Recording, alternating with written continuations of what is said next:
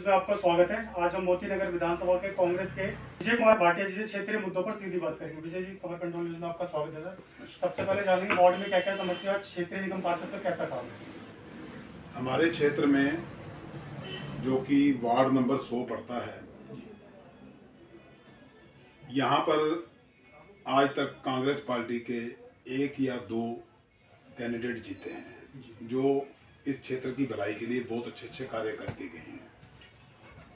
और उसके अतिरिक्त हमारे यहाँ पर भाजपा का राज रहा है। भाजपा के लोग ही यहाँ पर जीतते आए, क्योंकि थोड़ा सा एक गढ़ माना जाता है ये भाजपा का। इस गढ़ के अंदर भाजपा के जितने भी आज तक निगम पार्षद या विधायक जीते हैं, वो गढ़ समझते हुए उन्होंने क्षेत्र की भलाई के लिए कोई भी कार्य नहीं किया। उन्होंने सिवाय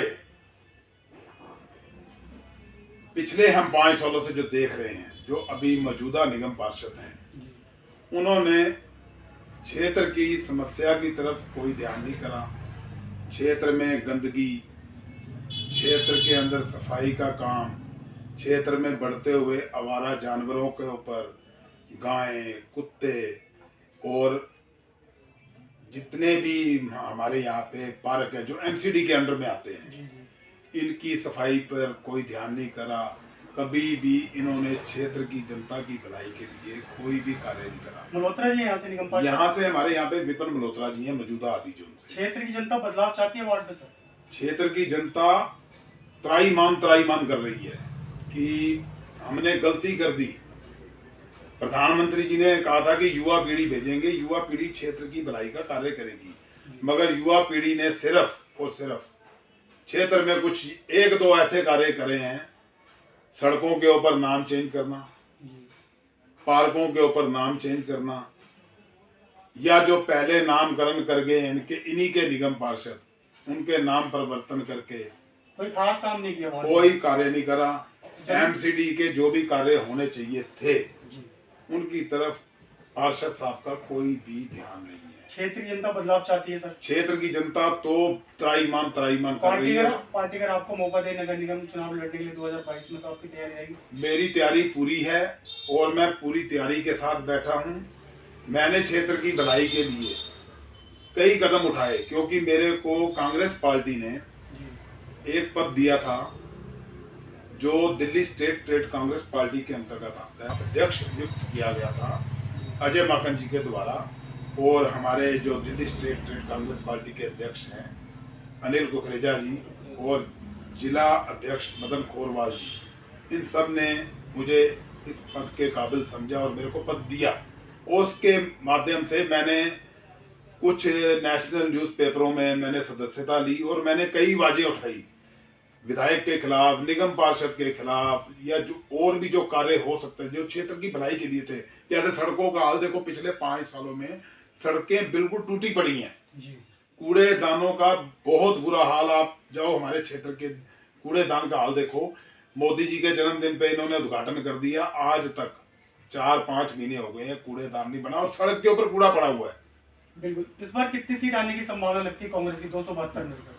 मैं तो 200 के नजदीक समझता हूँ, इतनी होनी चाहिए, क्योंकि जनता त्राईमान कर रही है। क्योंकि भाजपा ने सिर्फ और सिर्फ राम मंदिर का मुद्दा लेकर ही चल रहे हैं, या मोदी जी का नाम लेकर चुनाव लड़ने की कोशिश कर रहे हैं, लेकिन जनता की भलाई की तरफ, महंगाई की तरफ, आज जो हम लोग खाना खाते थे सरसों का तेल जो कांग्रेस के राज में 70 रुपए लीटर था, आज तो 200 रुपए लीटर है।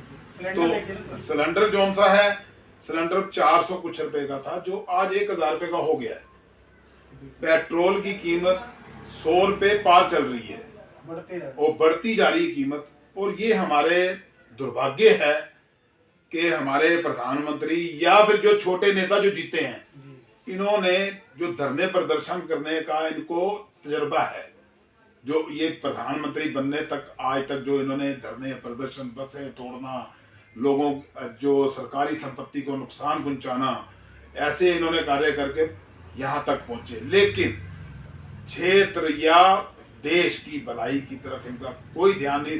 सिर्फ हिंदू, मुस्लिम, सिख, ईसाई आपस में लड़ते रहो, हम सिर्फ गद्दी पे बैठे रहे, काम की तरफ कोई ध्यान नहीं।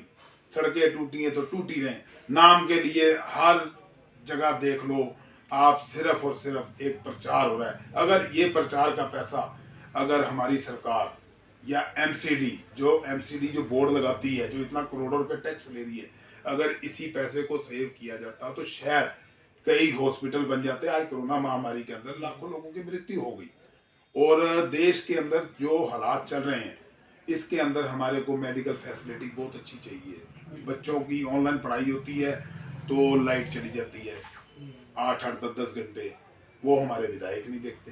क्या हम लोग टैक्स नहीं दे रहे?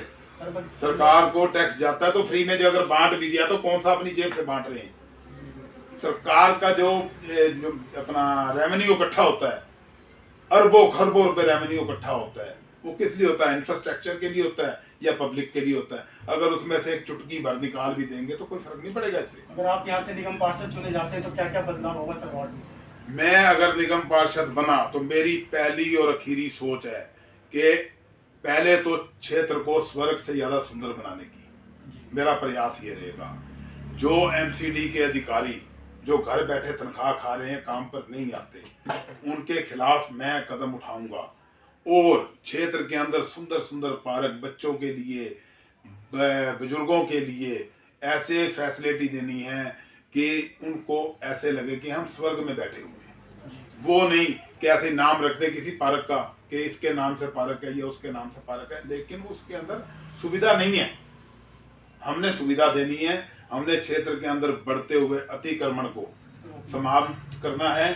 जो रेड़ी पटरी आज से 5 साल पहले 200 थी, वो आज 2000 से अधिक हो चुकी हैं।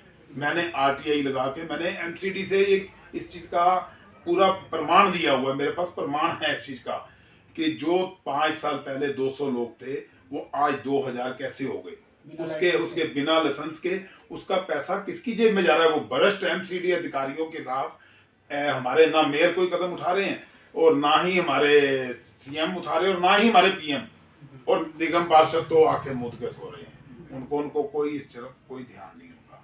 कोरोना काल चल रहा है, क्या मैसेज देंगे सर जनता को? कोरोना काल के अंदर मैं जनता को मैसेज यही दूंगा कि अपनी सुरक्षा करें और क्षेत्र की जनता की सुरक्षा करें।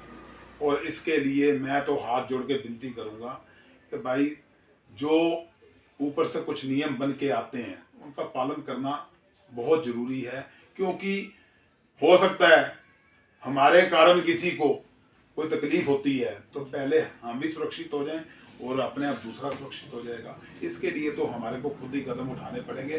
हमें भीड़ भाड़ से दूर रहना चाहिए, हमें मास्क लगा के रखना चाहिए, हमें लोगों को सोशल डिस्टेंस के लिए जो उनसे जागरूक करना चाहिए, और जो नियम बने हैं इनके लिए तो मैं भी कहूँगा कि ये चीज़ें पब्लिक को ही कदम उठाना पड़ेगा।